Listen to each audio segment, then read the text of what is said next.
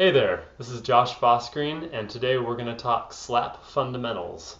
So, if you're a total beginner and you've never slapped before, make sure you've got your thumb out and get ready to rock. First thing is just getting your thumb and your arms in the right position to get a good tone. So, what I recommend is having your thumb pointed up slightly.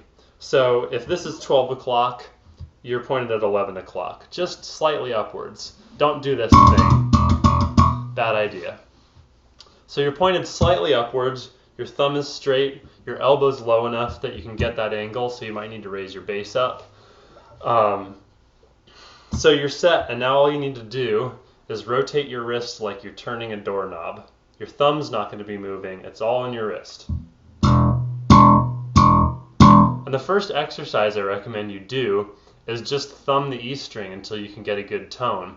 What you might be getting at first is a lot of harmonic noise that you don't really want. So what you need to do if that's happening is just make it more bouncy. Just let your wrist snap and let your thumb bounce off. Let me move in a little closer here. So you can see that my thumb isn't really moving. It's all about that wrist.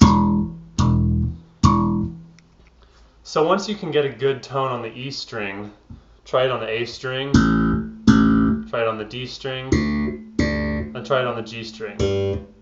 At first you might have a little trouble getting a good snap out of the D and G strings, but if you persevere and keep thumping, give it a little bit more pressure and play with it, you'll start getting a good sound. So the next thing to do to start building up some dexterity with your thumb is to just play the stuff that you would normally play with your fingers. Like if you might normally do a G major scale, just do it with your thumb. Feel free to start as slow as you need to start. At first it'll be hard to get your thumb to move too much faster than this probably. But honestly, if you just keep doing it, it'll get easier to go fast, and then you can follow along with Marcus Miller.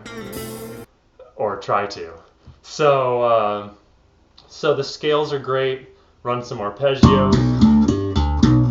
Run some bass lines you like.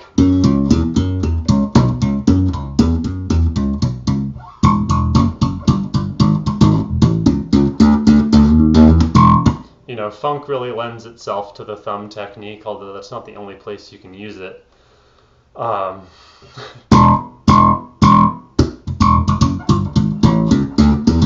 You know, just whatever bass lines you like, just see if you can play them with your thumb. It's a fun experiment, and it's a good way to start getting more versed with the technique. One little bit of minutia I will add at this point is just to pay attention to the angle that your thumb is at this joint. A lot of times people have a lot of flex here, and I don't recommend doing that because it adds a lot of tension to your arm that you don't need. And when you're slapping, you really want your arm to be heavy and relaxed. So rather than hyperextending at this joint, just keep it straight. So doesn't need to be any tension in this joint. Just needs to be a solid straight line, and let your wrist do all the work. That's the fundamentals of the thumb part of slap technique. Obviously there are more components which we'll get into. But the first thing to start with is really just getting a good tone, keeping it funky. You know, you can run this with a metronome or a drum machine to start really locking it in right away. And then start running it with some patterns, do some scales, play some of your favorite bass lines, see what you can and can't do, and try pushing on those boundaries. And have fun with it. And until next time, funk away.